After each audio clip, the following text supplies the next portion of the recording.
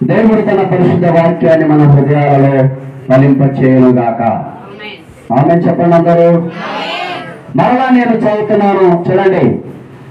ఈ దిన అంశం ఏంటంటే మనము భూమి మీద ఉన్నప్పుడే హృదయపూర్వకముగా చేయవలసినవి ఏవి అనేది అంశం. చెప్పండి అందరూ. ఏమి యేసయ్య ఏం తిరుగుతున్నావు? కూర్చో, నాకు కనబడండి. ఇలా చర్చిలో చేరేసుకుని కూర్చోండి. ఒకవేళ మీకు ఇబ్బంది అయితే, మీకు కింద కూర్చోవడం ఇబ్బంది అయితే మందిరంలోనే చేరేసుకుని కూర్చోండి. మనము భూమి మీద ఉన్నప్పుడే హృదయపూర్వకముగా చేయవలసినవి ఏవి? భూమి మీద ఉన్నప్పుడు అంటే ఎప్పుడు ఉంటాం? భూమి మీద మనం ఎప్పుడు ఉంటాం? బ్రతికి ఉంటే ఉంటాం, సజీవంగా ఉంటే ఉంటాం. భూమి మీద ఉన్నప్పుడే అంటే బ్రతికి ఉండగానే అని, లేదా మనం ఈ లోకాన్ని విడవక ముందే, లేదా మరణం సమీపించడం ముందే, మనము చనిపోక ముందే అని మనం అర్థం చేసుకోవాలి. సుంకపు గుప్తాదారుడైన మత్తయ్య గారు ఇలాగా రాస్తా ఉన్నాడు. మీలో ప్రతి వాడును తన సహోదరుని హృదయపూర్వకముగా క్షమింపని ఎడల, మీలో ప్రతి వాడును తన సహోదరుని హృదయపూర్వకముగా క్షమింపని ఎడల అనే మాట మనం చూస్తా ఉన్నాం. ప్రియమైన దేవుని బిడ్డలారా, ఈ మాటలో మనకు ఏమర్థమవుతుంది? ఈ మాటలో నుండి మనకు ఏమర్థమవుతుంది? ఏమర్థమవుతుంది? ఈ మాటలో ఏమర్థమవుతుందమ్మా? మీలో ప్రతి వాడును, చదవండి అన్నమాట. మీలో ప్రతి వాడును తన సహోదరుని హృదయపూర్వకముగా క్షమింపని ఎడల. మన అంశం ఏంటి? మనము భూమి మీద ఉన్నప్పుడే హృదయపూర్వకముగా చేయవలసినవి ఏవి? ఇతర దేశాలలో చూస్తే ప్రియులారా, ఒకవేళ ముస్లింస్ మనం చూస్తే వారు రంజాన్ పండగప్పుడు, బక్రీద్ పండగప్పుడు, లేదా వారి పెళ్లిళ్ళప్పుడు వాళ్ళు ఏం చేస్తారు? అలింగనం చేసుకుంటారు. అలింగనం చేసుకునేదాన్ని మన భాషలో ఏమంటాం? ఒక హగ్గించుకుంటాం. చూడండి, హక్ చేసుకోవడం. ఎందుకు హక్ చేసుకుంటారో వాళ్ళు తెలుసా? వాళ్ళలో కల్మషం లేకుండా, అర్థమవుతుందా? మరి కోపం లేకుండా, ఒకరిపై ఒకరికి ద్వేషం లేకుండా, పగ లేకుండా ఉన్నాము అని నిదర్శనం, ఉన్నాము అనడానికి సాక్ష్యమే వారు ఒకరిని ఒకరు కౌగలించుకోవడం. దేవునికి మహిమ కలుగునుగాక. అమెరికా దేశస్తులు కానీ, ఇంగ్లాండ్ కానీ, ఇతర దేశాలు వాళ్ళు ఏ ప్రోగ్రాంకి వెళ్ళినా, ఏ ఫంక్షన్లకు వెళ్ళినా వాళ్ళు మరి ఒకరు ఒకరు కలుసుకున్న వెంటనే హక్ చేసుకుంటారు. తిరిగి మరలా వెళ్ళేటప్పుడు కూడా హక్ చేసుకుని వెళ్తారు. మన ఇండియా దేశంలో ఇది ఒక పాపం అయిపోతుంది.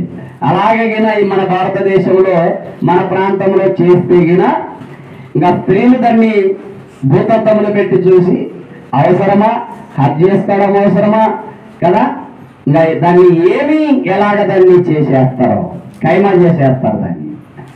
పిల్లరా, ఈ వాక్య భాగంలో నుండి మనము నేర్చుకోవలసిన మాట ఏంటంటే, చూడండి, మళ్ళా చదవండి ఆ మాట. చాలా జాగ్రత్తగా చదవాల, నిదానంగా. మీలో ప్రతి వాడును తన సహోదరుని, ఒకవేళ సహోదరుని అంటే పురుషులు, సహోదరి అంటే స్త్రీలు. అక్కడ మనము మీలో ప్రతి వారు తన సహోదరిని అని కూడా అంటే అక్కడ మనం వాక్యంలో పెట్టకూడదు, కానీ మనం చెప్పుకుంటే మీలో ప్రతి వాడును తన సహోదరుని హృదయపూర్వకముగా క్షమింపని ఎడల.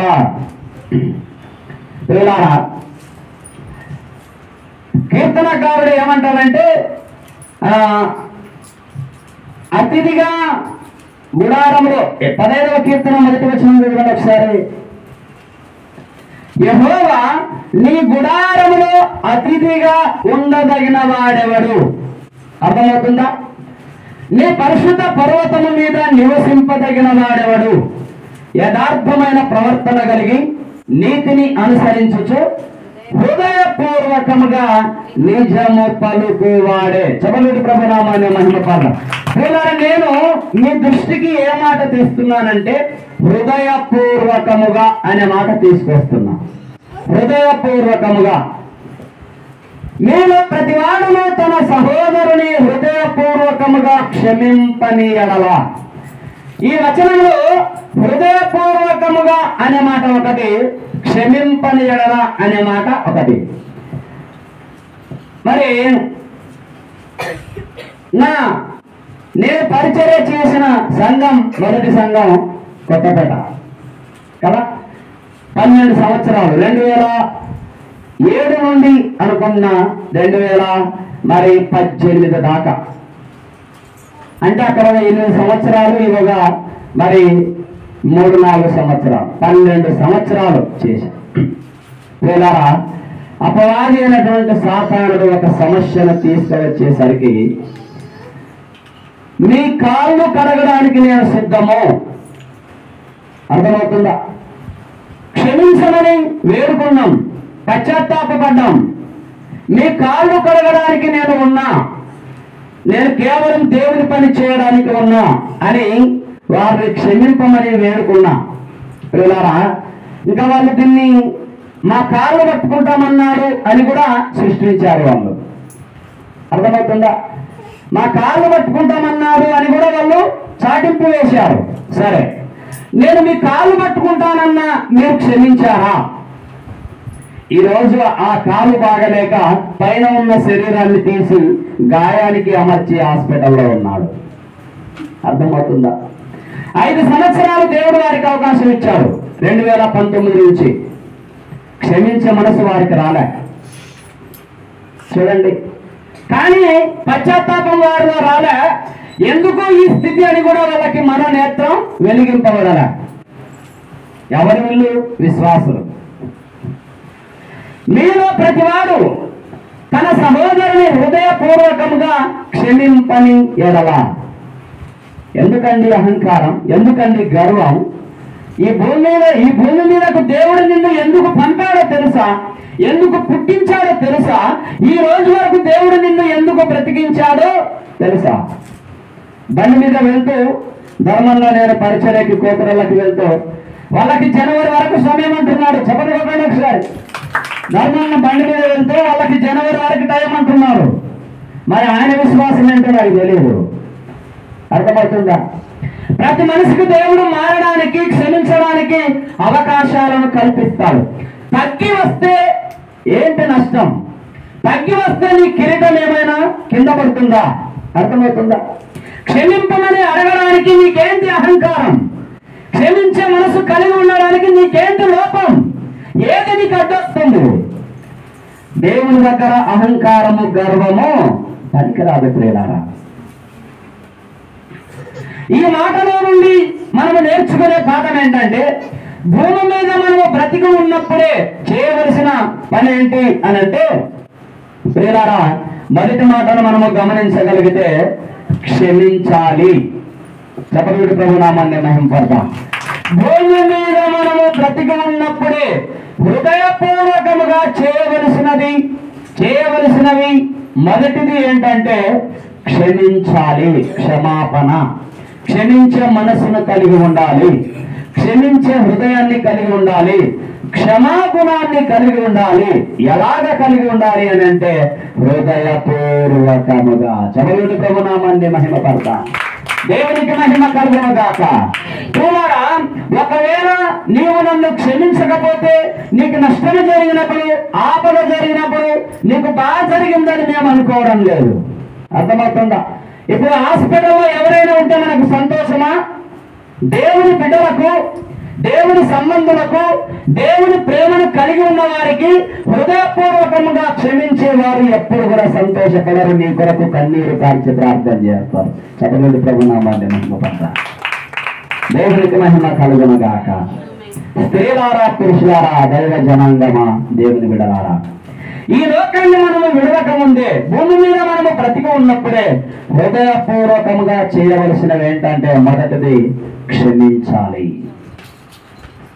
నరునికి దేవునికి పాప వివాదము తొలగించేదెవరు, తప్పించేదెవరు?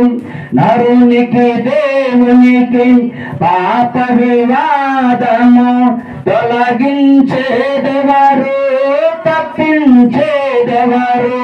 దేవుని మనిషిగా చదువుకోవడం నరు దేవుని మనిషిగా, మనిషికి దేవునిగా మధ్యవర్తి ఎవరయ్యా, సాటి అయిన ఎవరయ్యా? దేవుని మనిషిగా, మనిషికి దేవునిగా మధ్యవర్తి ఎవరయ్యా, సాటి అయిన ఎవరయ్యా? యేసయ్యా నీవే సంపూర్ణుడవు, యేసయ్యా మా శ్రమ నెరిగి ఉన్నది నీవేనయ్యా. యేసయ్యా నీవే సంపూర్ణుడవు, యేసయ్యా మా శ్రమ నెరిగి ఉన్నది నీవేనయ్యా. ఆరాధించేదం, స్తుతి చెల్లించేదం, స్తోత్రము చేసేదా హృదయమర్పించేదం. ఆరాధించేదం, స్తుతి చెల్లించేదం, స్తోత్రము చేసేదా హృదయమర్పించే. దేవునికి మహిమ కలుగునుగాక. ప్రియమైనటువంటి దేవుని బిడ్డలారా, కానుకలు ఇవ్వడం గొప్ప విషయమే, సామాన్యమైన విషయమే. ప్రియులారా, కానుకలు ఇవ్వడం గొప్ప కాదు, మందిరానికి రావడం గొప్ప కాదు, ప్రార్థనకు రావడం గొప్ప కాదు, పరిచర్య చేయడం గొప్ప కాదు, ఇంకా ప్లేట్లు తీయడం గొప్ప కాదు, సభలు వేయడం గొప్ప కాదు, కసుగొట్టడం గొప్ప కాదు, దేవుని సేవకులకు పరిచర్య చేయడం గొప్ప కాదు. మరి ఏంది గొప్ప అంటే హృదయాన్ని అర్పించడం గొప్ప. చెప్పలేదు ప్రభునామాన్ని మంచిపడతాం, మనసును అర్పించడం గొప్ప. అందుకని మాసిలమ్మన్ గారు అంటారు కదా, ఆత్మార్పణ చేయకయే ఆశించి తినించడమే, అహమును ప్రేమించుచునే అరచితి ప్రభుని కలిమి ఆశా నిరాశయే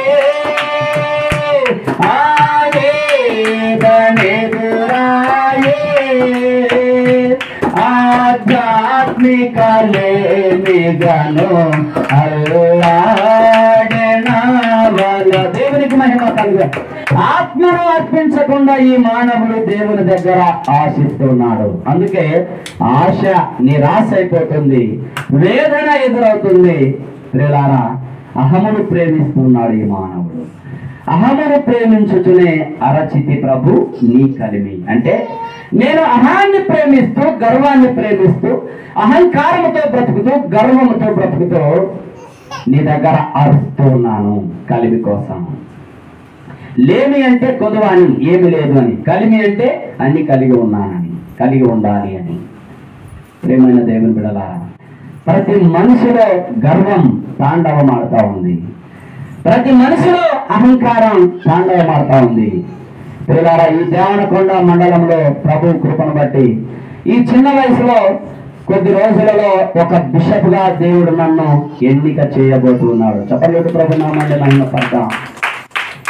ఇన్ని సంఘాలు కట్టానని నేను గర్వించడం లేదు, ఇన్ని మందిరాలు కట్టానని నేను గర్వించడం లేదు, నేను రెవరెండ్ అని నేను గర్వించడం లేదు, నేను బిషప్ అని నేను గర్వించడం లేదు, పాటలు బాగా పాడుతానని నేను గర్వించడం లేదు, వాక్యాన్ని బాగా చెబుతానని నేను గర్వించడం లేదు. ప్రభు దగ్గర నేను చెప్పేది ఏంటంటే, ఏదైనా ఎక్కడైనా చిన్న గర్వం నాలో మొదలవుతా ఉంటే తీసివేయి ప్రభువా అని అడుగుతా. చెప్పలేదు ప్రభు నామాన్ని మహిమ పడతాం.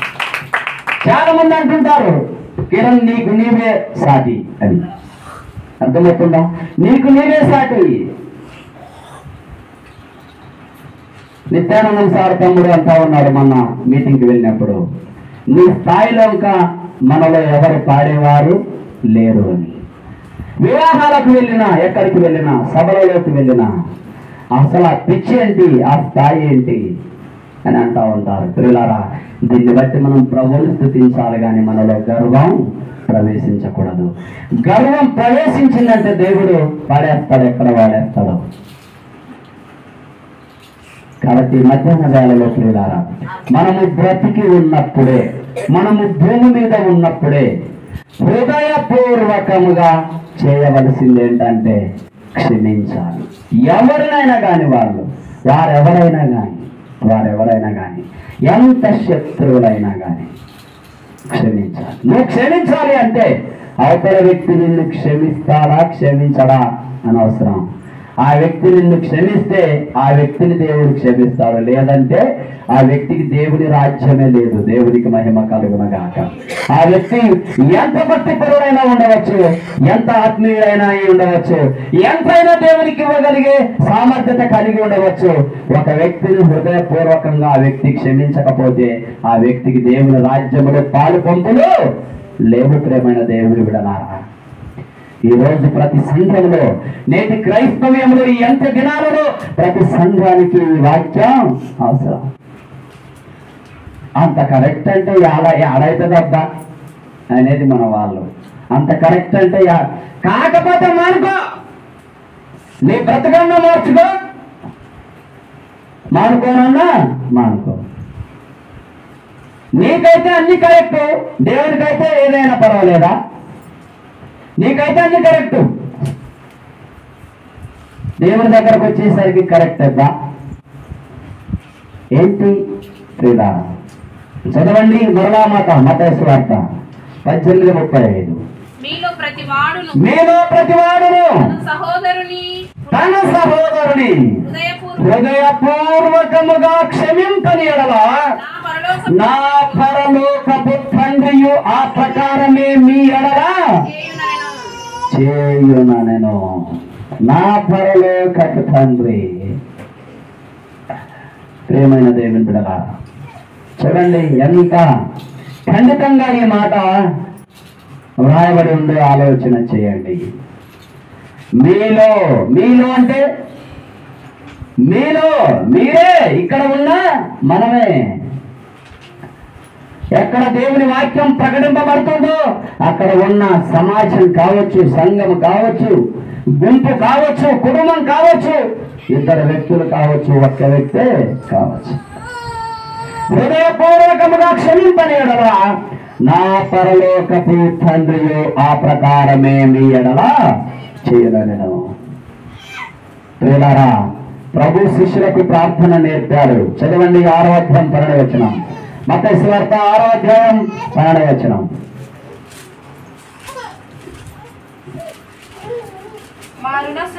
మా రుణస్థులను మేము క్షమించి ఉన్న ప్రకారము మా రుణములను క్షమించము. చూడండి, ప్రభు అయినటువంటి యేసుక్రీస్తు దగ్గరకు వచ్చి శిష్యులైనటువంటి వారు ప్రభువా మాకు ప్రార్థన నేర్పించని అడిగారు. పరలోక ప్రార్థన, పరలోకపు తండ్రి అని ప్రారంభం చేసి ఆ పరలోకపు తండ్రి వారికి ఆ ప్రార్థన నేర్పిస్తున్నాడు. ఏం నేర్పిస్తున్నాడు? చదవండి. మనుషుల 6:14 చదవండి ఒకసారి. మత్తయి సువార్త 6:14. మనుషుల అపరాధములను మీరు క్షమించని ఎడల